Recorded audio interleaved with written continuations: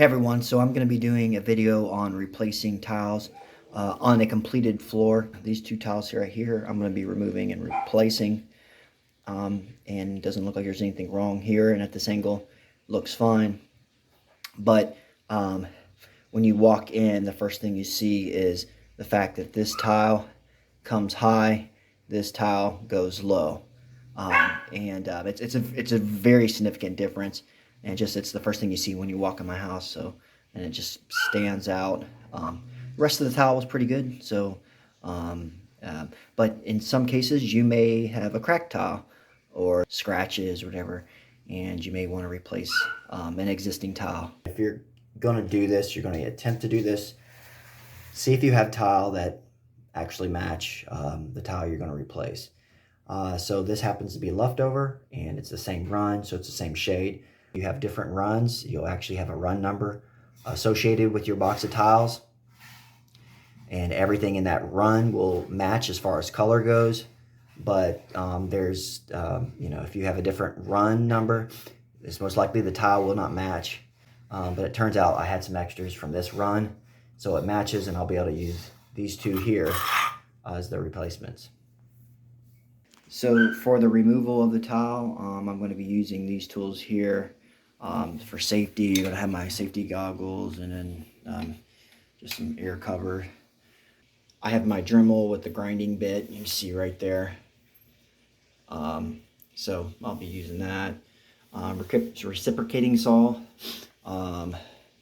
So I have a grout out attachment.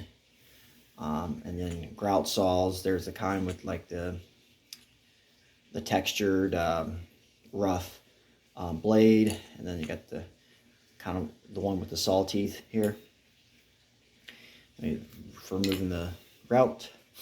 And then floor scraper, masonry hammer, a chisel here. Then also have like an old rag that I'll use. You may need that for prying. You don't want to do damage to the existing tile. And then I have a shop vac for cleaning this all up. I'm start out first by using the grout saw and get a line going in the grout. And then I'll switch to the reciprocating saw.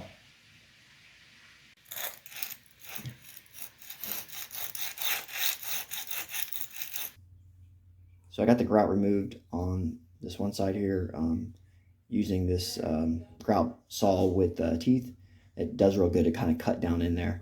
Where this other, rough edged blade or saw does good is where you come through and you can kind of just clean up the sides, and get the grout that's kind of still clinging to the side of the tile.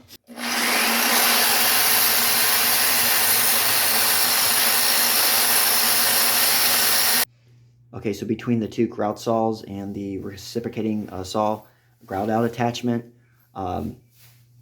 this came out real nicely. No damage to any of the tiles, even the ones I'm going to remove. So the next step is to go ahead and pop the tile out. If you have a cracked tile, you can just at this point, because you got the grout out, so there's not going to be any damage done to the tiles that are going to remain in place. You can take a hammer and go ahead and smack them, break them. I'm actually, because I have two tiles here, I'm going to take a chisel and I'm going to just pop them out. So this is a good point to put your safety glasses on. Okay, I was able to get this first one up by just trying to angle this down and hammering into it, and came up. And actually this one's salvageable if I maybe just keep it aside as a spare.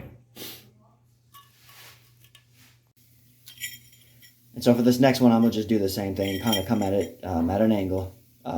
Just hammer the chisel in there and pop it out. Okay, the next up, I'm going to take this floor scraper and I'm just going to hammer into it.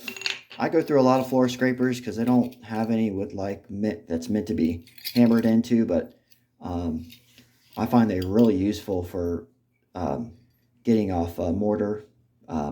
So I just treat them like a chisel, and I just buy another one once it breaks. Okay, so there's some proof here that we can surgically remove some tile without damaging those around. So next up, I'm going to prep for a tile leveling system. This is the Rigid Level Max system. So what I'm going to do is, when you lay tile, this is just really meant for, you know, new installs. You'll put these between your tiles, and you know, so you have two tiles sitting on both sides of this stud here, and you take your cap and you screw it on, and it brings both tiles level because it's got this cap pushing evenly on both sides. And so I'm going to use that in replacing these tiles here. In order to do so, we got solid mortar underneath the existing tiles, is I'm going to use my grinding bit on my dremel to make a groove down here so I can fit the stud underneath. So getting that in place and I'm going to have two per tile, so two, you know, two there, same thing there, there, and there. And so I'm going to take this and I'm going to be grinding out all those slots so that those studs can fit in place. Okay, so I got those grooves in there. The only problem now is that that's not deep enough for the studs to fit into. So that's when you just take that same Dremel and you'll go ahead and grind it down to so that the stud can now fit in this groove here. Okay, so I have all the studs trimmed up. So that's what they look like, you know, just trimming them a little bit off of them. They can fit right down in the slot. Okay, so I got my mortar ready to go. There's probably some videos on that if you don't know how to mix. So I'm gonna start out with, I got my tile ready to go. I wanna make sure I'm putting it in the right way. So that's a biggie. Okay. So as you can see, I applied the mortar down. I applied some down with my knife. I'm gonna put it down and then just pushed it out one direction. That way I can wiggle it back and forth. And then I was gonna butter this side first, but I'm actually just gonna do like that and apply it this way. And I gotta get my studs.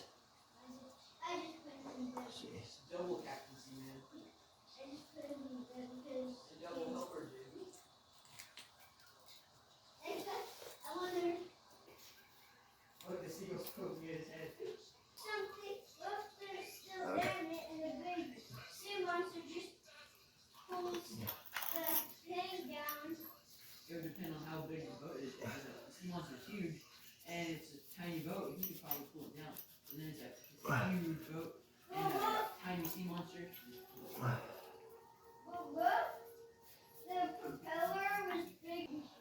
Alright, so I'm gonna go ahead and get this last one on.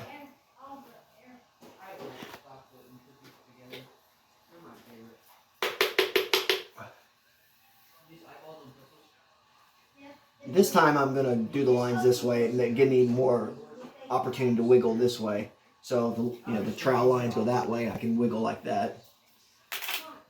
So what goes the top strap and then the next strap?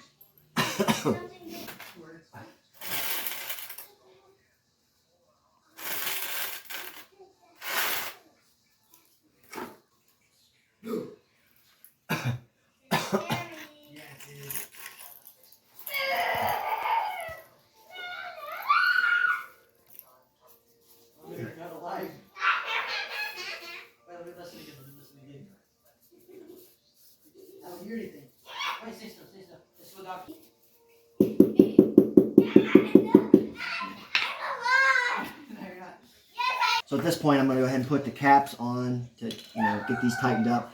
Really, I probably could have done this without the leveling system, but it's just a second. It's just a kind of that, just something to help me feel good about making sure that these are right this time.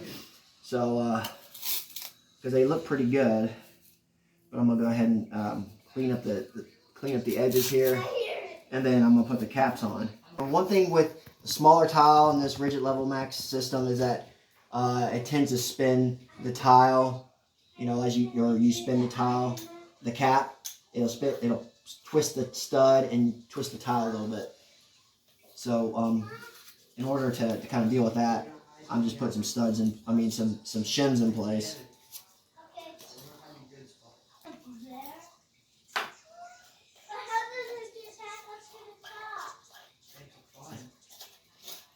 Yeah, I'm not joking. I'm serious. You camping there? No.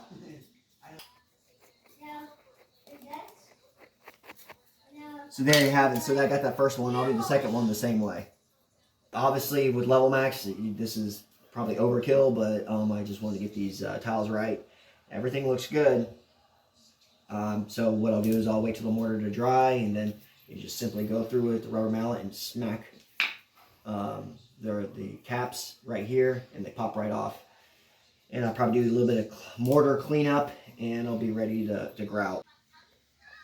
So as you can see, I got some mortar right there, so I'm just going to take my grout saw and just kind of clean that up.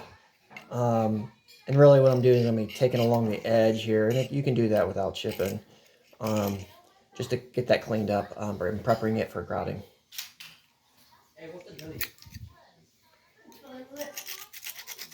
Okay, so as you can see, you have that mortar cleaned up enough. All you got to do is just make sure you have a little trench through there so that the grout can sit in there. Okay, so there you have it. That's how you remove a flawed tile or tiles and replace it with a new one, and hopefully get it right the next time. One thing I do want to point out is, so the rigid level max leveling system is no longer found in the store at Home Depot, at least the ones that are around my area. They do sell it online. So I had to do another tile project recently, and so this is what they're selling now. So you could still use this for replacing an existing tile. It's just instead of twisting it on, you are pushing this wedge, which will cause the tiles to align. There's a tool that helps you to set the wedge, or you can do it by hand. One other thing I want to mention is make sure you know your grout color. If you don't know the grout color, or if you don't get it matched up beforehand with some tests, that may be something that prevents you from trying this. All right, well, thanks for watching. God bless.